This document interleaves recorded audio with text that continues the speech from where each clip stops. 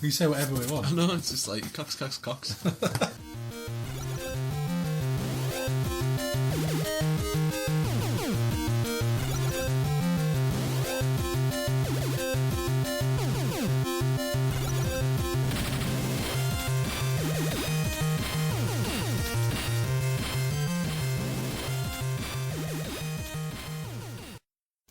Hello and welcome to One Shot, a comic podcast. I'm Tom. And I'm still Will. Although it doesn't, when I say I'm still Will now, when I haven't been introduced as Will yet on the podcast, so it's like, I don't know. You've been introduced the last 2 times. I suppose so. Okay. But then again, subscription is up. Listeners are up. We've exactly. got, you have to be constantly reintroducing. Yeah, we've got stuff. New subscribers galore on Twitter. I think we're up to like 19 now.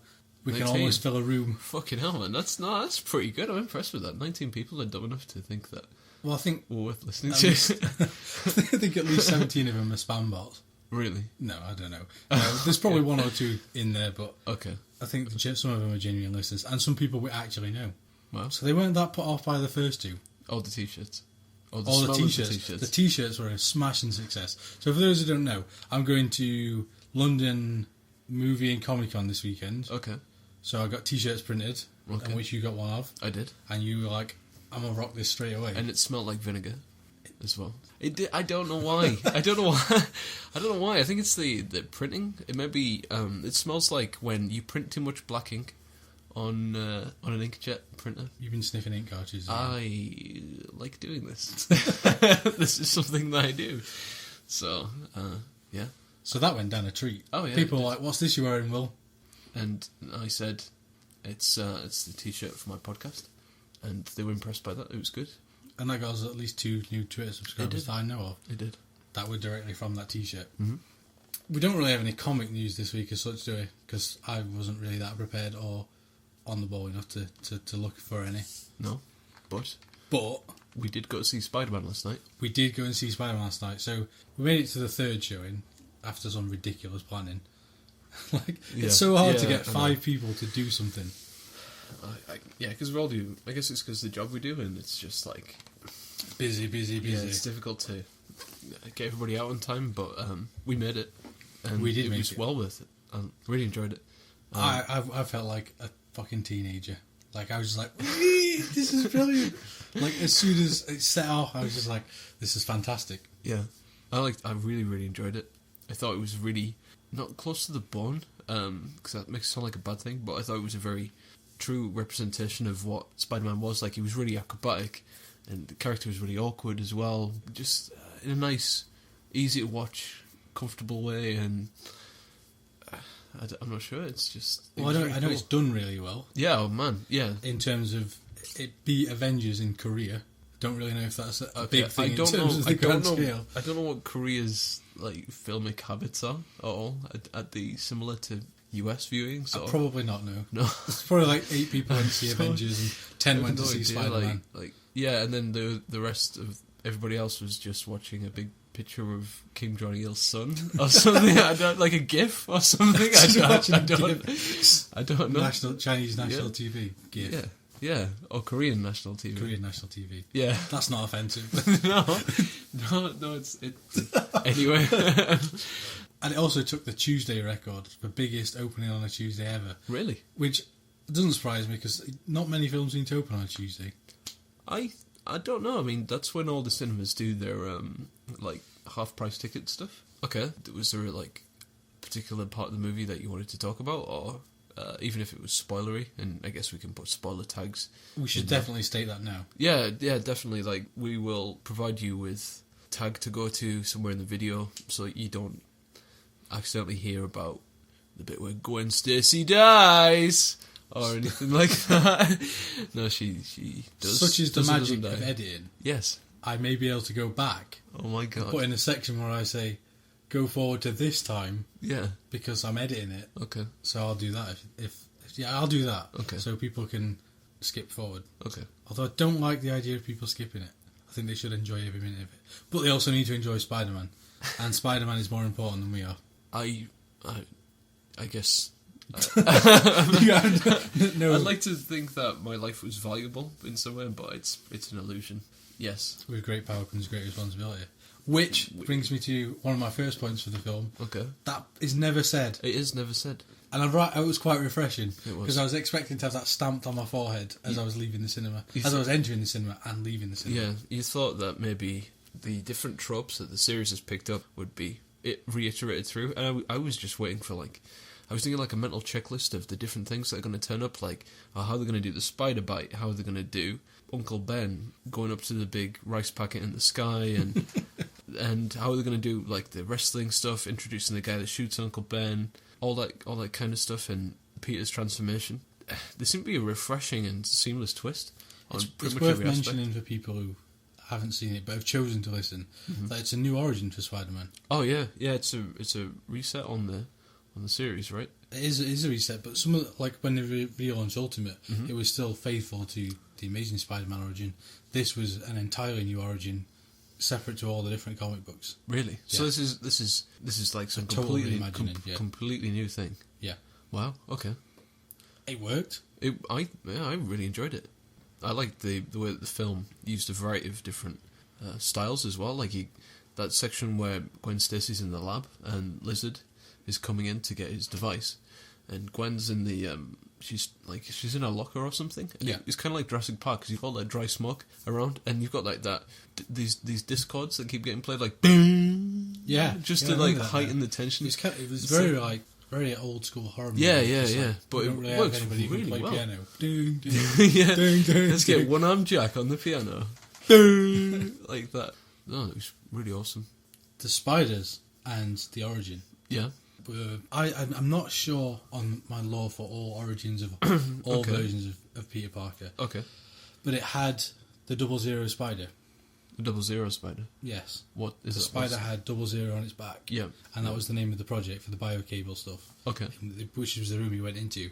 Now 0 Yeah. is the spider that bites Peter Parker in the Ultimates, Right. the Ultimate series. Okay. Which leads me to believe that although it was labelled Amazing Spider-Man, I would say it's at least 2/3 Ultimate. Really? In terms of what it's based on. Okay. What I'm basing this on is the Clone Wars saga, in which The Clone Peter Saga. Parker finds out about his mum and dad Yeah. from Aunt May. He Okay. finds the suitcase, which is what happens in the film, and he finds out that his dad was working with Eddie Brock's parents Okay. on some sort of super serum. Okay. And Seems like a weird coincidence that all these kids are somehow interlinked all the way through their lives. they're not really friends in Ultimates. He goes to Kurt Connor's lab, and Eddie Brock's there as an intern. Right. Okay. So that's kind of what happens with Gwen Stacy and Kurt Connors in the Amazing Spider-Man film. Okay. But what happens is Peter then provides information to finish this biological medicine that Eddie Brock and his parents were working on. Right. So as you can see, anybody who's seen it will automatically be thinking, that's kind of what happened in the Amazing Spider-Man. It's like exactly the same thing. One of the things that was different, and you pointed out, was that Aunt May, Yes. she ain't a spring chicken in this one. She's not a spring chicken, whereas in Ultimate Spider-Man, she's okay. She's, You'd have a crack. it'd be more of a, I don't know, it'd be more of one of those things where something stirred, but I don't think you'd ever tell anybody Right. about it unless you were very drunk. Like if this Or was, on a podcast, apparently. or on a podcast. Yeah, sure. Well, what's the worst that can happen? Or 9 people have now know that you get a little bit chubby for Aunt May. A At little least the bit. ultimate A version. little bit chubby. So going into, I said 2/3 ultimate. I think the other third was Spectacular Spider-Man. Okay, I don't know anything about Spectacular Spider-Man. Is that 616 universe? I don't think it is. I don't know which one it is, but it's definitely not the main universe. And it's Okay. the one, because you remember Ultimate Spider-Man, Gwen Stacy is just like, I am a badass. I'm just going to do whatever I want. Screw the police, because that's my dad. Well, in Spectacular Spider-Man, she's a nerd like Peter, Right. Okay. which is like she is in The Amazing Spider-Man. Okay. And she also interns at Dr. Connor's lab along Right. with Peter Parker. Right. So I think they've taken that relationship from Spectacular And then sort taken, of like she's kind of spunky in the movie as well because she's Yeah. kind of like fuck the police, but sort of not at the same time. She's got a bit of an edge. So you think they've just sort of mushed that And most of the cast made a very funny joke at some point. If you think about this, she makes the joke about how she's in trouble when Peter Parker jumps off the building. Yeah. And that whole scene where she's trying to get her dad off her back and she's like, Oh, I've got cramps, this is terrible, Yeah. don't come near. Yeah, I thought that was really good. Uncle Ben, Yeah. he's got pictures of you on his computer. Yeah. That he scene says was he's hilarious. He says he's the therapist or something? Probation officer. Probation officer, that's it. So, and Peter Parker's making jokes all the way through, as he should. He is. I love it when he's doing his badass fighting because he's trying to find Uncle Ben's killer, and the guy pulls out a knife and he just does this whole routine, like he's really frightened about the knife and stuff like that, and then he just starts sneezing. Spamming web all over this guy. Now the web, Yeah. spamming it and fighting, Yes. was cool to see. It was, compared to the Tobey Maguire films, was a much more acrobatic. Oh yeah, it's massively acrobatic. And he used his webs during fighting, like he was catapulting himself into the lizard. He was riding the lizard. He even ties the lizard up at one point. He actually makes a web at some point as well, and uses it like a web. Like with the vibrations. Yeah. Because I was saying, like, what is he doing here? Is this just like a really cool scene because they want to see him make this big web?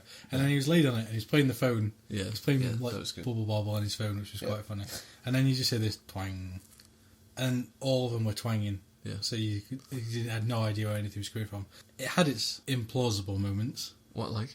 Peter Parker Googling Bing. Googling, searching on Bing and not Google. Yeah, that's... I feel like he could have found his parents if he'd have used Google. That's a good point, actually. It's weird that something so minor, and the fact that it was a real thing as well. Maybe if they'd used like a fake search engine, it would have been weirdly more believable, but who the fuck uses Bing out of their own choice? If you have found this podcast using Bing, please let us know, because I'd be interested to see if anybody uses Bing. Yeah, come on. It felt so blatant. It's weird that such a small thing would be so blatant, but it's just like, well, obviously they must have got money from Microsoft for that. Yeah. He was very lackadaisical with his powers in the beginning.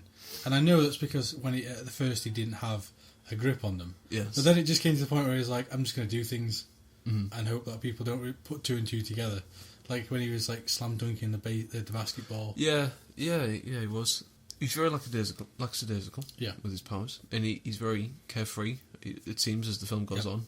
Well, the character does become more careless in his behaviours, and becomes, up to a certain extent, it becomes a lot more irresponsible in the way that he's doing stuff, and it's like teenagers growing up, and he's turning into a moody old young man and stuff like that. And like the basketball thing where he jumps and he smashes the hoop, the fact that nobody could really ever do that, it doesn't seem to, I don't know, maybe it does disturb people, because he does, the cast do have like a different reaction to him after a certain point. And this was one of the things that I really liked about the film, was that even the minor characters in the film seem to have some sort of dimension to them. Like Flash, like at first he's just a jock and he's a dick, but then when Uncle Ben dies, and he wants to console Peter, and he comes up to him, and like he's genuinely sorry, and his composure is completely different. And he attends Captain Stacy's funeral as well.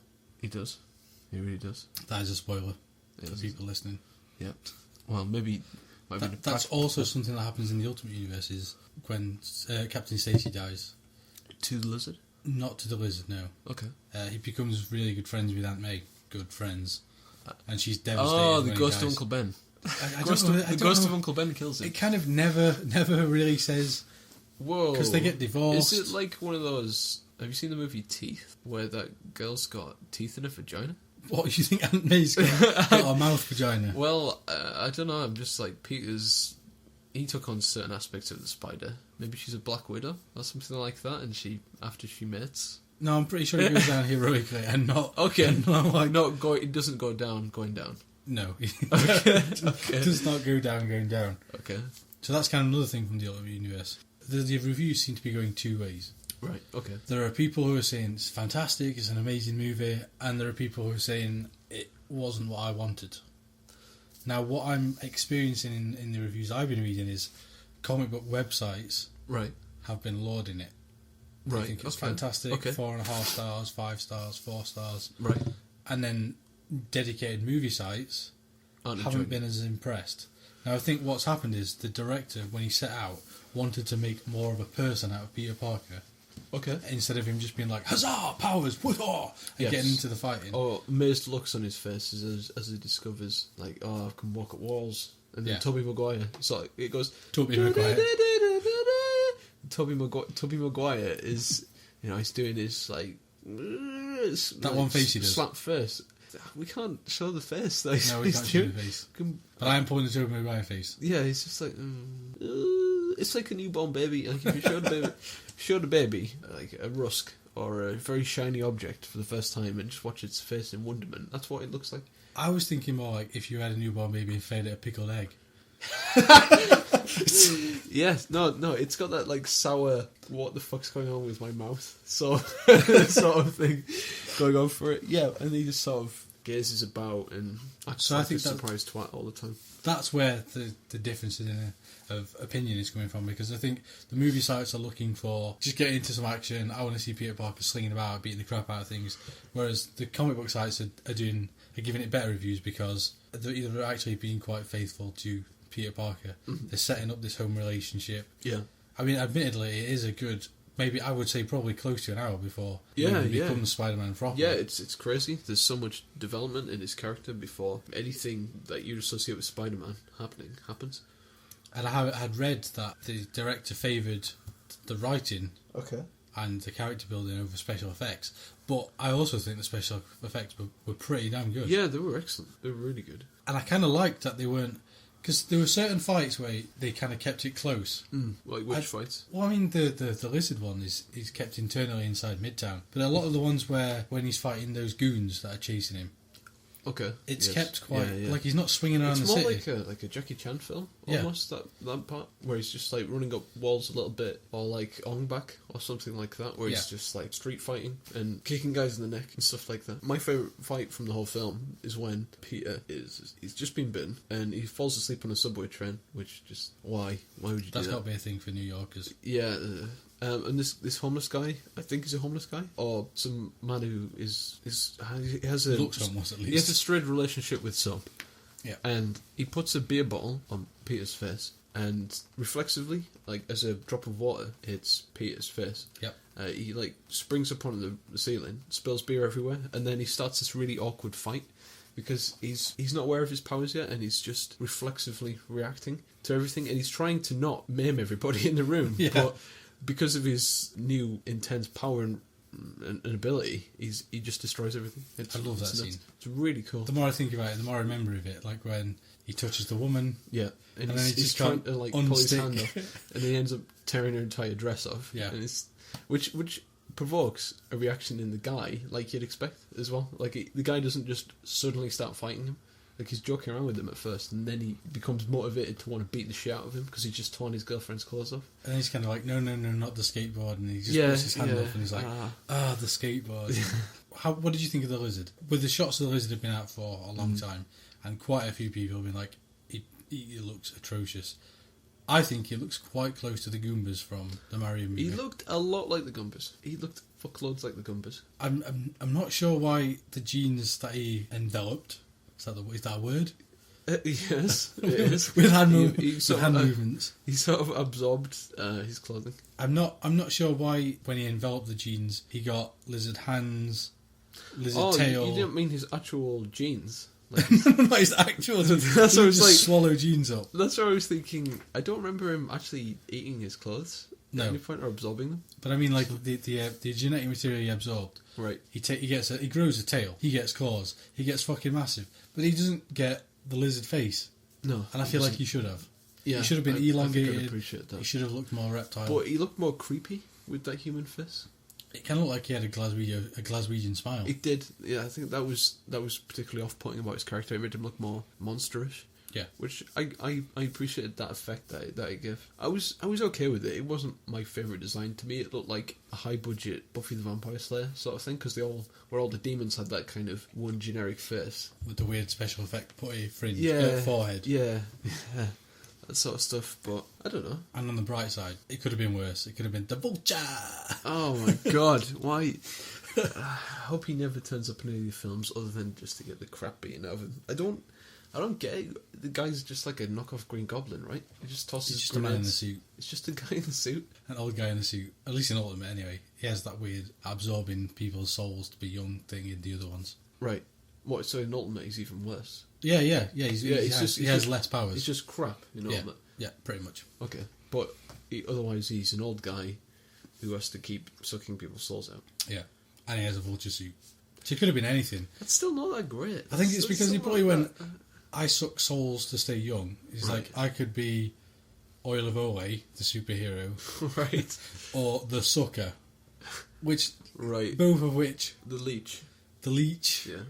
You hardly go in, that's pretty terrifying. No, whereas that's true. The Vulture feeds off other things. I mean, I just think it was like a crap, him trying to make the best of a bad It feels situation. like a decision he made really late at night, or he had to, the sale on costumes was running out, and he had to make a decision right on the spot. Oh, this is vaguely related. I'll sort of go for that one and do that. No, I'm glad he wasn't in, and I hope he never does turn up, but who do you think the next villain will be? And at the end of the film, you get your classic Marvel. So who do you think was in that final scene? There's been a lot of speculation. It was very, very, very mysterious. It was in terms of what it was showing. Because it seems to be someone who's either managed to plant themselves in the cell, or they've projected themselves into his mind or something. At first I thought it was... Because there's a part where Connor talks to himself, so I thought it was just like his own psyche. Yeah. Talking to himself. I mean, you heard speculation that it was Norman Osborn, right? There are two theories kicking about the internet as we speak. Okay. Maybe Marvel will come out and confirm things later on, and if they do between now and posting, we're going to look like fools. Okay. Yes. So the two theories are, you are right in that it's Mysterio. Okay. And the other theory is that it is Norman Osborn. Now, if you remember the plot of the film, Norman Osborn's dying of something. That's true. And my theory is, based on the Ultimate storyline, that the next villain will be Venom. Why do you think that? Because all the way through the film, they're trying to perfect this serum to heal Norman Osborn. And in the Ultimate comic books, the serum they're working on, it's a biological thing. Biological thing. What's like a living, like a clump of organic cells. Okay. In which Peter Parker's dad develops, which was supposed to cure cancer. Right. Okay. So, like, drawing parallels between the film and this Marvel storyline, that maybe the first step of the next film would be Norman Osborn getting Kirk Connors to pursue this further. Right, okay. Which will bring it up to the Ultimate Comics. So you'd have two Kirk Connor films? But there's a difference between having Kirk Connors in the film and the Lizard in the film. Right. Like, Kirk Connors could be a background character. Okay. Kind of like how Scarecrow is in the second Dark Knight movie. Yeah. Where he just sort of, he's like there, and it's Scarecrow again, being a dick. Better beat him up. They kind of become background characters. Yeah. Because they all still exist in this universe. I think that's one of the things that the films don't necessarily portray very well. And up until Marvel, a lot of the films didn't even portray the fact that there were other superheroes in this world. Yeah. I know what you mean. Like, they were all this separate entity, and it could all exist on its own plane. And yeah, completely. I mean, can you imagine Superman turning up in The Dark Knight? No. It wouldn't mix at all. Because the whole character of Gotham City, I don't know, it's exclusively Batman. It's built and tailored to Batman. Yeah. So where was I going with that? Yeah, so I think Norman Osborn will get Kirk Connors to finish this. Okay. So you think this symbiote, right? The next step of Peter Parker's dad's research to heal Norman Osborn, which would then leave Norman Osborn to come in the third film. Okay. Because the Green Goblin, sorry, that's what I was trying to say. Come as the Green Goblin in the third film. Yeah. So for the second film, you could bring Eddie Brock in as an intern in Kirk. Well, Kirk Connors couldn't ever go back to being a head scientist, unless it was illegally part of Oscorp, because it was Oscorp that owned it. So they could spring him and just stick him in his own little room. I guess it's all speculation, and I think part of it is because I really want to see Venom done very well. I really like Carnage as a character, so any Venom, Carnage, symbiote storyline stuff is excellent. I haven't seen the third Spider-Man film.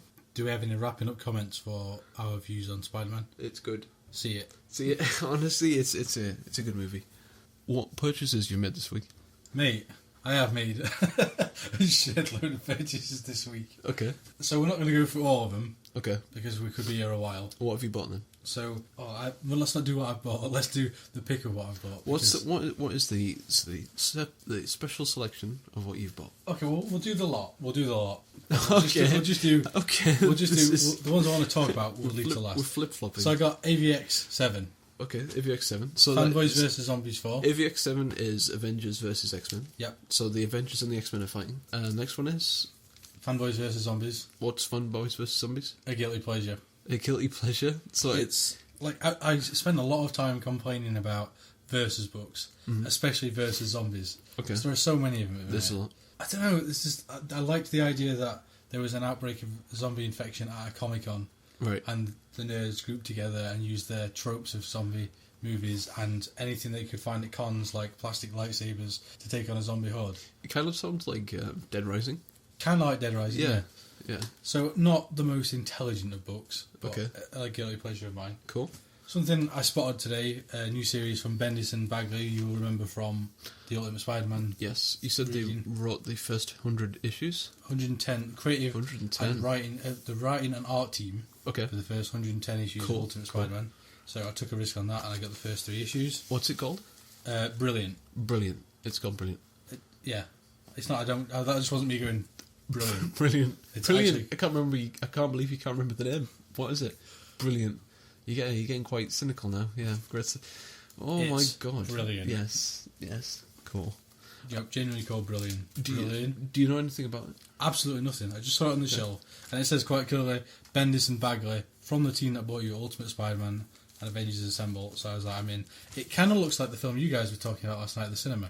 The Chronicle, like if you look at the front cover, Chronicle. It's kind of just normal people with special powers. That's the angle that I really like. I like that down to earth, more relatable kind of thing. I'm not so much into I haven't seen the Avengers because I'm not really into the whole big groups of comic superheroes.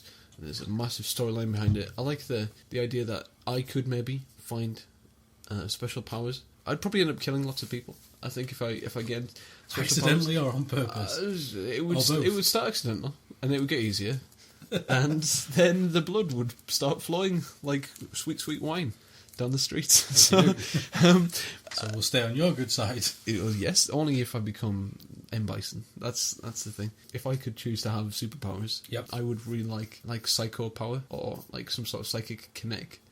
You said psycho. Psycho power. I know that makes I just want to be psychotic. Well, that's kind of like that's attainable. You're not like Michael Myers, the guy from Halloween. Not like that kind of thing. Like M. Bison. You mean psychic? In psychokinetic, psychokinesis, or M. Bison's special power is I think it's called psycho energy, and he does like his psycho crushes and his head stabs, his fucking scissor kicks. Man, I would be scissor kicking my way to work through the building, and man, I just want to create a giant energy ball, and throw it through like a city with no consequence. I don't want to kill people. I just want to blow things up and just like watch everything fly in the air. And do you give people a warning? What? Would you be like, "Hey people, I am an evil super villain. I've got a ball of energy. I don't really want to hurt you. You've got approximately an hour to leave." By the time that I have trained myself to be able to fire off these massive balls of energy, I've probably made myself known to the whole applicable area, because they'll have seen me flying about, flipping cars and that kind of thing, and accidentally crushing a building into a cube, or like punching out a man's heart or something like that. So I would have many attempts in my life will have been made already by this point. So if you haven't got out of the city by this point, and there's this guy developing these WMD level psychic energy powers, then you've got it coming. You've got it coming. I'm going to play 10-pin bowling with your house. That's how it's going to work. So moving on with the purchases, issue 1 of The Cape 1969 by Joe Hill and Howard Daniel. This is one that I've been looking forward to because I read The Cape.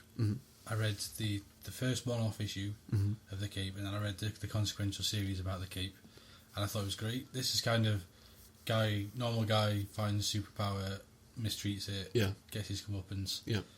It's about a guy who finds a cape, and then from his childhood, that when he put on as a child, he imagined he flew, but when he puts it on as an adult, he realises he wasn't imagining any of it, and he can actually fly. So then he abuses his power to dire consequences, and I'm not going to spoil it because I know you want to do this. I really would like to as a comic book club. Yeah. I'd really like to cover this. So we'll just leave that at that. So the Cape 1969 is the origin of the Cape. Now this is covered a little bit at the start of the Cape, in which it explains that the Cape is made of his dad's scout flag from his platoon, which came back from the war. Okay. With his dad's marine badges sewed into it, and that's where the Capes come from. So this is obviously where the Cape actually came from his dad's point of view in the Vietnam War. Okay. I'd be interested to see how that tied into the actual character, because obviously it's a different thing, and his dad could just be a normal soldier in Vietnam. Yeah. Obviously there was horrific things that happened, but I want to see whatever imbues his dad's stuff with the capacity to grant this kind of power. And Joe Hill as well. Who's Joe Hill? The writer of Lock and Key. Oh yeah, Lock and Key. That comic you keep telling me to read. Yes, it's very much a comic for people who don't like comics. I'm not saying that you don't like comics. It's fine. But it's one of those comics that when people go, I don't want to read comics, they're just for superheroes and superpowers and stuff. It's very much a book for those people. I like how you make these people sound like... There's a very narrow view of comic books. That's why I made them sound like trolls. More like an amorphous blob with tentacle arms or something like that. So, next comic is Hit Girl. Hit Girl #1. Love the title of this. Mm-hmm. It looks very kick-ass. Is it? It's the spin-off. Oh, it's Hit Girl's from Kick-Ass, right? Yeah. Yeah, nice. So she's got her own book. The little bitch is back. Very cool. She's got a motorbike, samurai swords. Haven't read it yet. Oh no, it's been selling hot off the press. Sold out from pre-order now. So the first run's done. So I picked that up because who knows, it may be worth something. Also, the back of this is really intriguing. There's a teddy bear. Oh, it's Hit Girl. Shooting the shit out of some dude who's got... Big Daddy gone and the mafia shut down for a while, Hit Girl returns to her mum and stepdad, tries for a normal life, but what's normal when you're a pint-sized death dealer? Old habits die hard. The breakout star of Kick-Ass takes centre stage in this limited series, bridging the gap between Kick-Ass and Kick-Ass 2. Nice, man. That looks interesting. So that's that. And you've got Invincible. Invincible 93. Now, you were surprised by this one. Yeah. Because as someone who hasn't read Invincible since, volume 3? Yeah, that's it. Was surprised to find out that Invincible on the cover of this is black. Yeah, so I was pretty sure he wasn't black the last time I looked at Invincible, but okay. So I'm not going to tell you. You're not going to tell me? Okay, Cool. Because we're going to cover this later on. Okay, cool. Ooh. Flip this over. Yeah.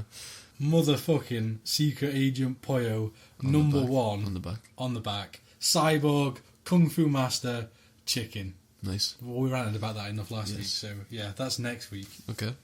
Probably have wet pants next week. And the last two that you've got are... Ultimate Spider-Man #12. Very cool. Haven't read it yet. Things are going down. Bedtime reading.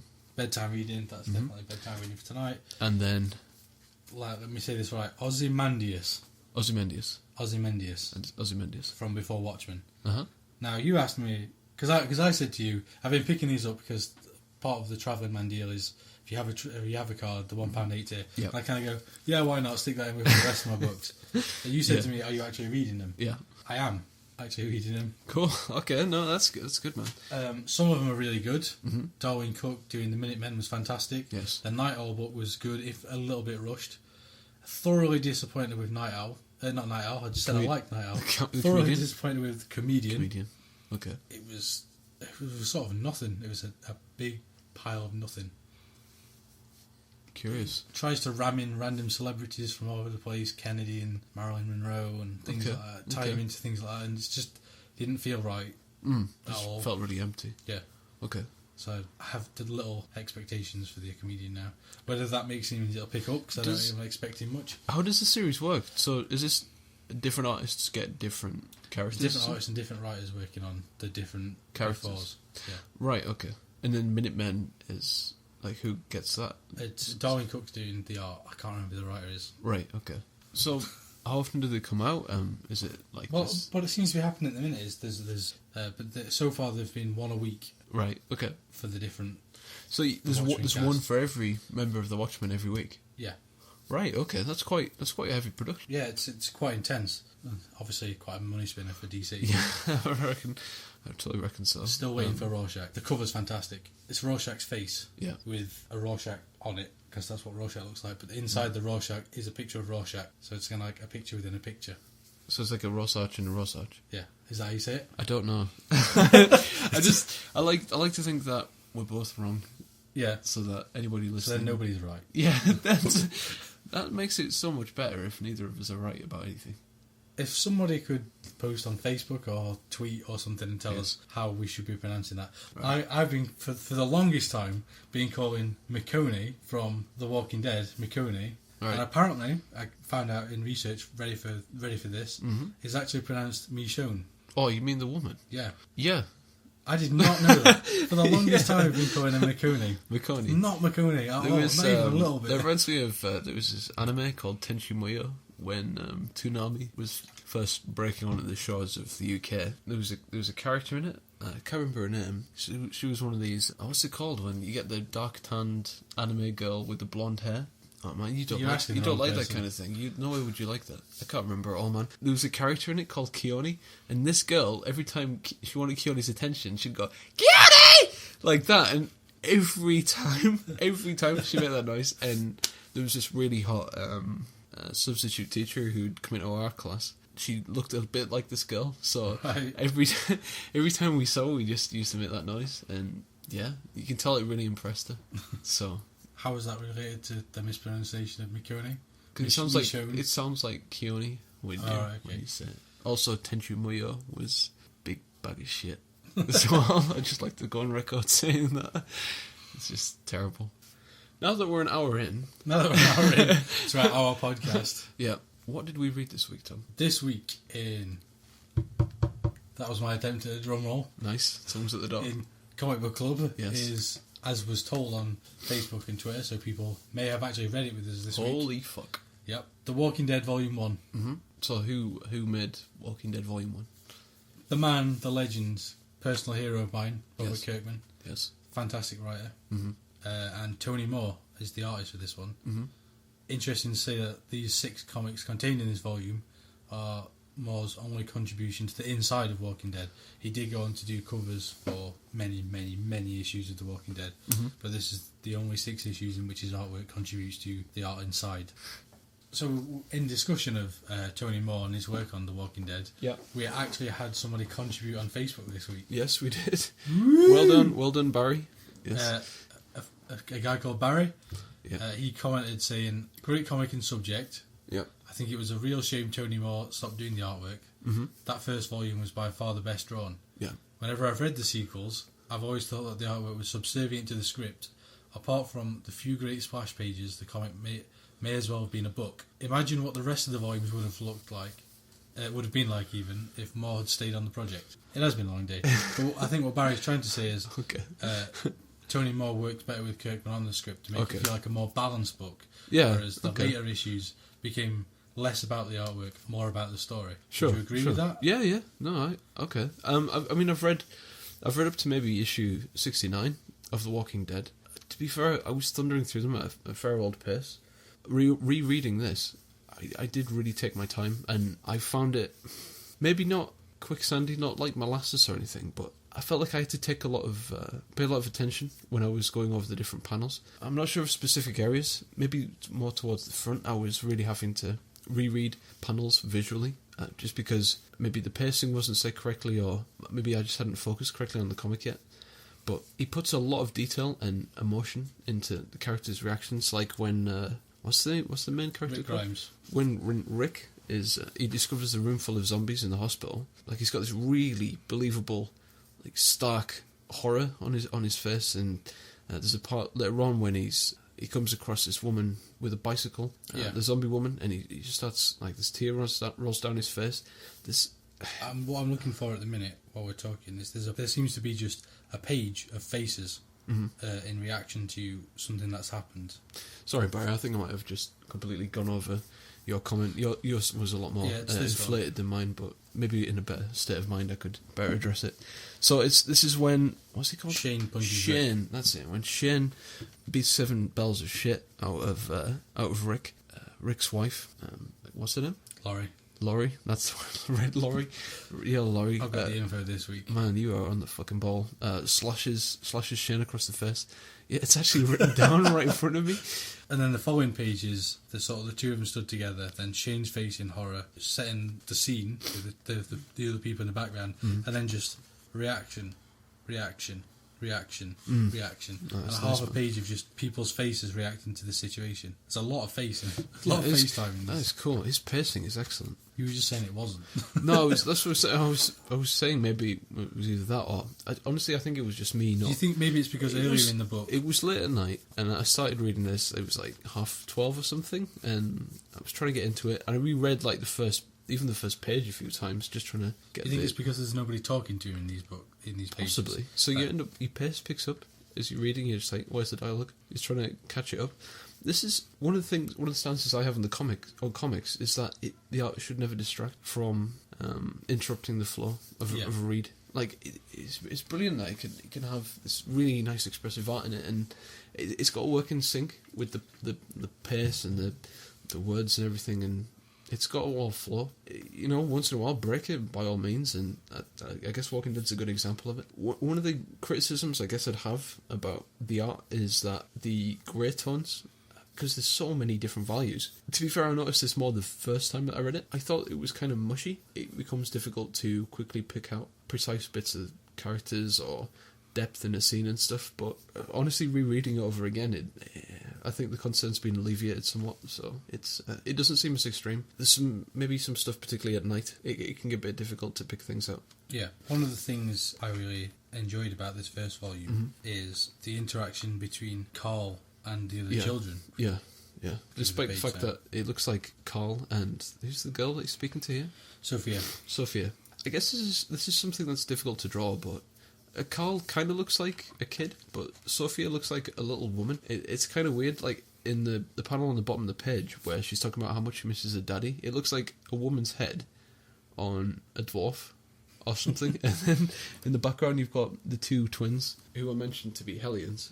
And that's all mysteriously. And are shacked up with Dale.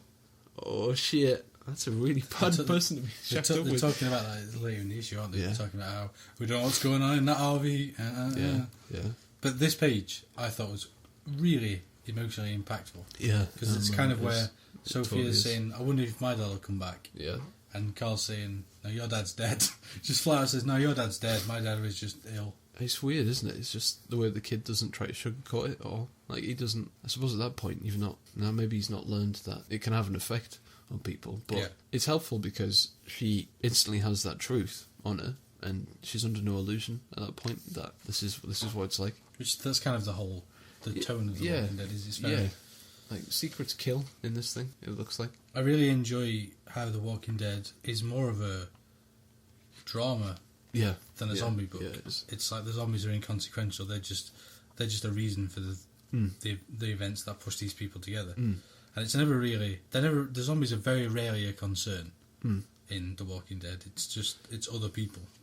They used more like to stir up a scene at some point, or maybe to make a point. It's like punctuation. Yeah, that's it. It's more of a flavour to the story. It's really more about watching what people do to each other in dire situations and when they've been together for a long time and seeing different groups of people clash. Now, thoroughly shocking end to this book. Carl, Rick's son, shooting Shane with a gun, obviously. With mine bullets. This, what must be 6 or 7 year old kid, maybe younger, blowing away a full grown man. Yes. And then the last page, not quite the last page, when he's saying it's not the same as killing the dead ones. Like, I don't know, it is the last page actually. It's really grim. No, because there's one afterwards where he says it never should be. Oh, yeah, it never should be. It never should be. That's it. The fact that this kid is so okay and at ease with shooting somebody already. I mean, what? I mean, they've been out there 3 months, they say.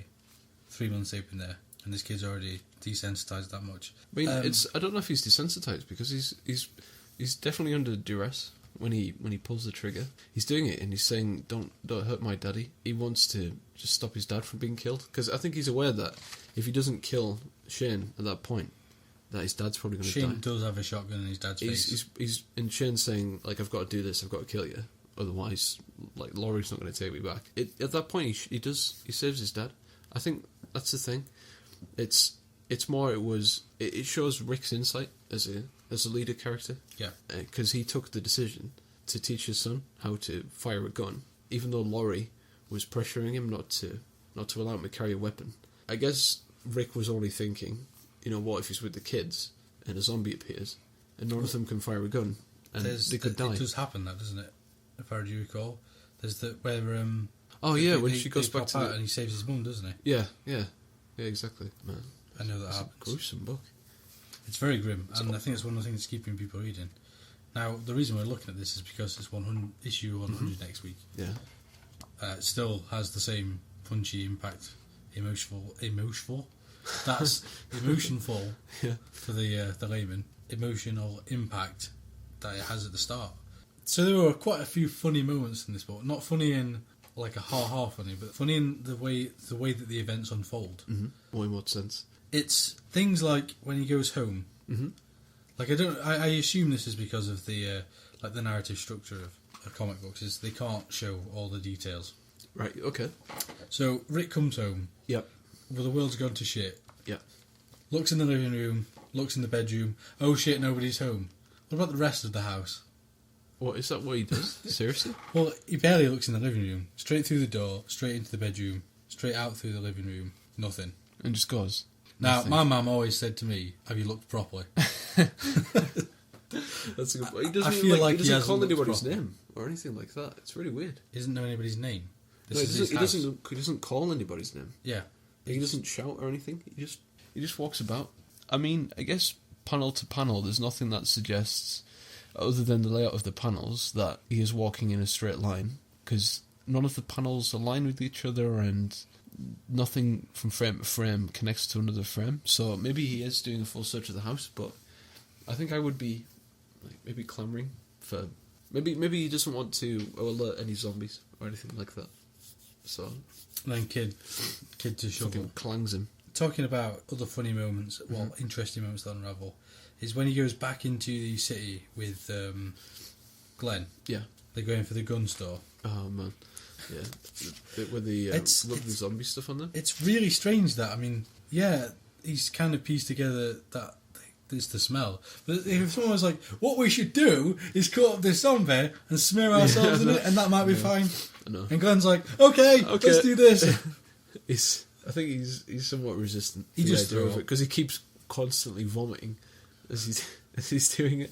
It's so gross, but it does work as well, which is really cool. I enjoyed that it worked. I didn't want it to not work for these guys because I really wanted to see where Rick goes to next.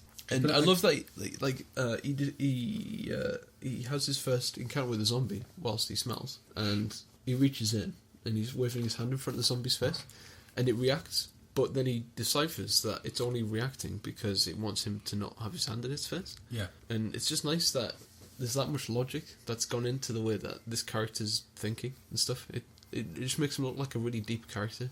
I noticed, and one of the things I was wanting to point out was this. He's been through quite a lot, and he runs out of the petrol, and he goes to this farmhouse. Mm-hmm. And when he walks in here, he has a reaction totally different to any of the other zombies he's met, in that he violently throws up. I think it's the first time that he's presented with children that are dead. I think this is the first time that he sees them.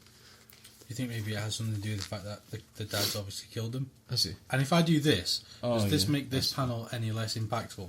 Ah, okay. No. Not all. Why would it? No.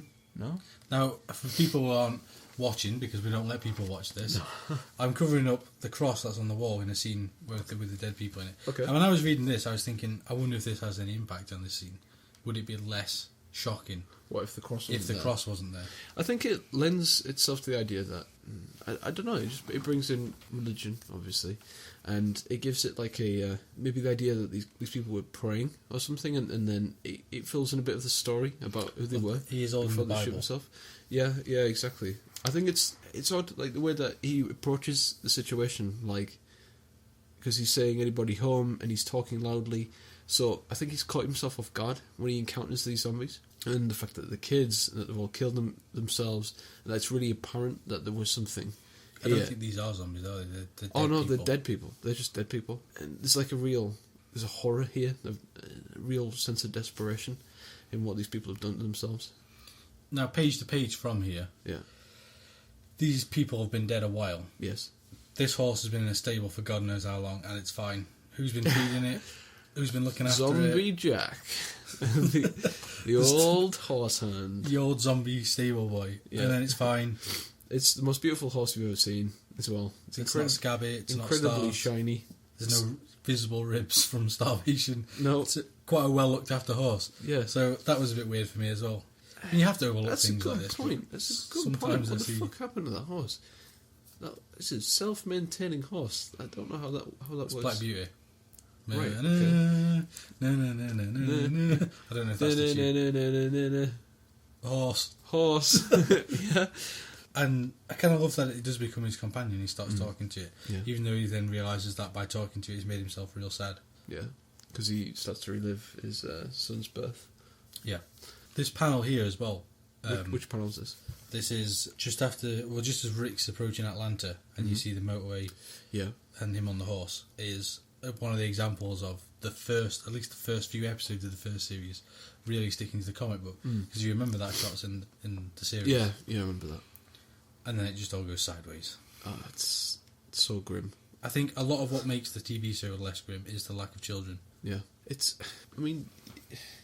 I appreciate things pushing the boundary and stuff, but I don't think I even want to see kids getting killed on TV. It's just like, why? It's you get so much already from the situation. I mean, the comic book is completely different on the skew. It's really like a no holds barred. As it goes on, you grow attached to different characters, and it becomes apparent after several washes that there's nobody that's safe from death at any point. It comes to everybody, and that becomes a real I don't tend to follow comic book series for that long, but I read The Walking Dead for up until at that point it had been printed, because I just had no idea what the fuck was going to happen next. But in this semi-realistic setting as well, it's odd how the unpredictability of this really became like a magnet for me. Would you recommend Walking Dead? Whenever anybody asks me about comic books, my go-to is probably mostly Image, because of Invincible. Yeah. So Image are the publishers. Image are the publishers for The Walking Dead and all of Kirkman's work. Yeah. And if someone is interested in superheroes, I usually recommend Invincible. Yeah. Because he uses a lot of tropes for that and turns it on its head in some cases. I've recommended The Walking Dead because everybody likes a good bit of zombie, and it's very, very good at telling a story. That's excellent. How about yourself? Do you? Yeah, I love it. I mean, I read it. I know I've probably not sounded like I've really been awake whilst talking about it, but I've read it really far in and absolutely loved almost every character that came up. Yep. Like I said, it surprises you on every turn. It's a really compelling read. It's for somebody just getting into comics or who fancies a change from superhero comics. Yeah. Honestly, it's an excellent first place to look. I've recently recommended it to a friend who was under the impression that comic books were all superheroes. One of the people who were earlier where we were like, the amorphous tentacle blob. Yeah. I recommended them The Walking Dead, and that completely turned around his opinion on comics. Cool. Nice. My last word on this is, please read this and don't watch the TV series. You don't like the TV series?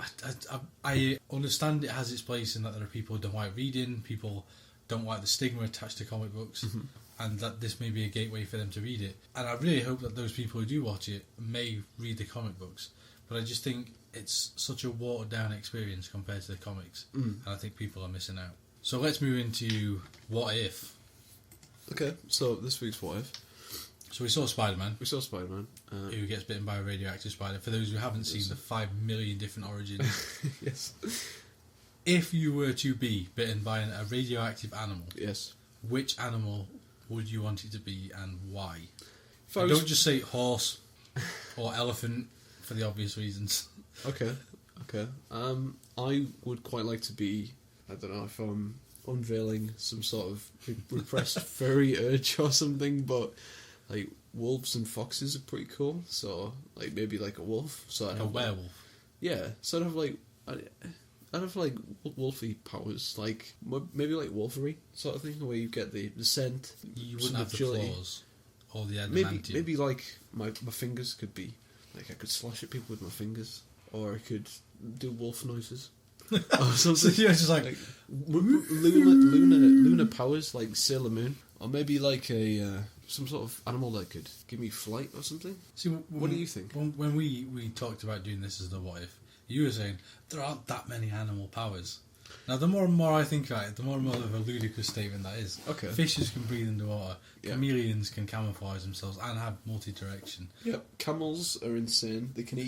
Camels can eat anything, and they can live off. They can eat like horribly sharp objects and not feel pain because the lining of their mouths just resist. They're so tough. They can live off nothing, like no water. They can reduce their body temperature massively or heighten it massively depending on their environment and the amount of water in the bodies. Maybe a radioactive camel. So basically, you had to be sat there going, "I am quite well fed, watered, and the right temperature right now. I could eat. Take that, super villain." What have you got to eat? Nothing. That does me fine. I can settle with that. I was thinking chameleon Okay. Why? because I wanted the camouflage.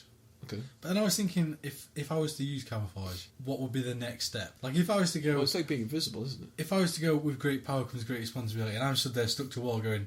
With "Can't see me." your eyeballs. With my eyeballs pointing in different directions, Yeah. checking out my surroundings. And then what? Like, I can sure. hide from people, but what's the next step to that? Can Oh, man. would I just be a normal person when I jumped out and went, "Huzzah! Surprise!" And then it's just you. I think you'd have to... I mean, does a chameleon have, like, good strength? They have, like, Yeah, you could be tongue like thing. one of those shitty Marvel villains like Toad. I could be like Toad. I don't want to be like Toad. Nobody wants to be... Not even Toad wants to be Toad. I guess one of my favourite animals is the pangolin, which is... It's a What? pangolin. Okay. It's like a... Penguin and a mandolin. No, that would be fucking awesome. It's like an armadillo, so it's like really heavily armoured and stuff, and it can do like like Sonic. Yeah. I don't think it can actually like Roll on the spin spot and then on spin. the spot, but I believe it rolls into a ball and Isn't that what armadillos do? As well? possibly rolls away. Yeah, but I think pangolins have more armour or something. It's just a better armoured They're just armadillo. better versions. So you're thinking right now, armoured. Yeah, armour. So I could like fucking roll into people and See, one of my favourite animals is the tortoise. okay. And I'm not sure how well that would translate if I was bit by a really slow walk. It's like, come on, tortoise. Bite me, you prick. There you got me. Done. Then what would I do that? Would I just be like radioactively slow? Possibly. Would I just be forever having conversations slowly? Oh my god, I think I could take that. That'd be so annoying. But you get a big hard shell. You could turn it with Teenage Mutant Ninja Turtles. I would have a house on my back. Yes. Like, I could just be at work and be like, I'm having a nap in my house. Pull my arms in. Done. Sorted. And maybe you could throw things out like shurikens or something. Or I don't think turtles do that. That was the ninja part of Ninja Yeah. Turtles. Shit. Not the actual That's turtle the part. Okay. Yeah, like cat-like abilities, great. 9 lives would be good, even though that's like a fallacy. No, penis is a fallacy. In Wobble wobble. all fairness, it took us an hour and 33 minutes to get to penis, Terrible. which is a would be new impressed. record for us. That's good for us. That's good. To sum up, It's what's the animal you're going to settle, the radioactive animal you're going to settle on? fucking difficult, man. Can I not be bitten by like 2 at once? Like a 3-way? I think the cosmic events that would have to be strung together for you to Come be on. bitten in a radioactive 3-way with animals Right. would be quite rare. Okay. But it's about as likely as being bitten by one radioactive. I suppose it is, isn't it? So go on then, what let you combine? Okay, cat Cat. and pangolin. Okay, so an agile, armoured, Yeah. nine Oh my life god, I'm rolling thing. fucking invincible, man. I'm gonna can smell you come in, mark my territory. But you would be nonchalant as fuck. You'd be like, I don't care because I'm a cat and I hate everything. I'd just be like, I'd be in a big lazy ball, just rolling around. I'll do it tomorrow. Like, I could help you, but you're not feeding me. Scratch me behind the ear, then see how I feel. But then don't scratch me behind there because I've just decided that I don't want you to. Yeah, and then claw you, and then it's one of those scratches that's so thin that it hurts loads, and then maybe it's infected, but we can't tell. I think I'd read that book. Okay. It's just like, help, I'm being mugged. Are you going to give me some biscuits? No. Morty's. She's going to give me biscuits, though, so I'm going to go over there. And you'll walk past, and I'll be in her house, and you'll be like, "That's my cat," and then you realise that you don't own the cat. The cat owns you. Exactly. It's a terrible thing to realise when you've been rejected by something that you rescued from a bin. But what were your animal choices, Tom? I wanted fish. Okay. There are so many fish. How do you get bitten by a trout? I lost a penny in a stream once. Right. And I mysteriously see this penny. Okay. And I think, fuck, that's that one penny from that one time. Right. Because I think about pennies all the time. Right. Penis. Both. Okay. God, come on. Yes. And I reach in to get the penny. Yes. And then I look upstream, there's a fucking big radioactive power plant. No way. And there's a glowing fish. And Okay. it's coming towards my hand. I have an option. At this point, I can... Hang on, so you actively decide there's this horrible malformed thing flying towards me. No, I think I'll let that thing bite me. No, it's not that. It's... I have the option to pick up the penny Right. and risk being bitten. Right. But Okay. being a penny up. Okay. Or withdrawing my hand without a penny. Right. I mean, the choice is simple, really, when you think about it. I could be a penny up and radioactive trout powers. Boom. Or just a penny down with a wet arm. Possibly radioactive anyway. Yeah. From the stream that I was just fishing, Probably that one just- penny. It's going to die at some point. I don't know if that was a very good answer or not. I- What abilities... I mean, trout would let me swim in the water. Yes. But what else do trouts do? That's it, innit? It's just a Maybe I fish. should pick... Because I'm a heavy-set gent. Okay. Just ruining my radio voice for all the women out there who are just like, wow, he sounds sultry and tall and handsome. I'm a heavy-set bloke. There's Maybe I should have more picked... of you for the loving. There's more of me for the loving, yeah. Of course. Maybe I should have picked pufferfish. And I could have been like a Holy really cool, shit. chunky superhero. What about, like, jellyfish? No, they're just a horrible texture. They're awful, like, aren't they? I don't like jellyfish, They're and I shit. hate to just be like, check What out my about- hand. What about, how do you feel about cephalopods? A what? Like a squid or like an octopus? Nah. It's fucking frightening as fuck. The puddles of ink I would leave being terrified all the time. Of yourself. It's just like, ah! Okay, like Zoidberg. When he Yes. just spits it. Whoa! But I think pufferfish, because Pufferfish. like, That's cool. there could be like a robbery, Right. and I could just like, Inflate and kill everybody. I could just walk in there and I'd be like, alright guys, I'm going to give you a hand. Huzzah! And just expand and stab them all. Yeah, but you stab everybody. But I make sure I was stood near. Right. As like, I'm like, people, I'm going to expand at a rapid rate. Everybody- and spike people. Everybody get out of the way who doesn't want to die. Don't Right. tell the bad guys. And then I go, phew. Done. But then I'd like be kind of awkward as well, because I'd Or- be tracked and they'd just be or- like, If they Get off ate you without cutting out specific parts, then they'd die possibly. that'd be a last ditch. Go on then, eat me, you bastards! It's like, you have successfully dodged my expanding spikes. Now all I can do is sit back and watch you dying on my dangerous parts. But which parts are delicious? That, and I don't know if I could deal with being labelled the puff. Right. It's like, the puff. Well, no, it's not the most Superhero-y of It names. doesn't have a lot of impact, does it? It's just like, Love the Stay Puff Marshmallow Man's good. would you rather be a radioactive marshmallow man, or what about a I think bear? I'd What eat- about a fucking bear? Why don't you just get bitten by a bear? That's the thing. Surviving the bite. Good luck with that. The trout, I'm fine. Yeah, because it's you could be like Troy McClure, where he has sex with fish. So you just fuck a radioactive trout, and then you've got like super fish stick. Fish sticks. Yeah, exactly. You like fish sticks? I love fish sticks. Nice.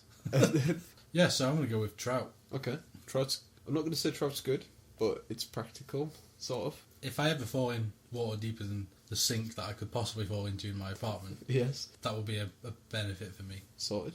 Okay.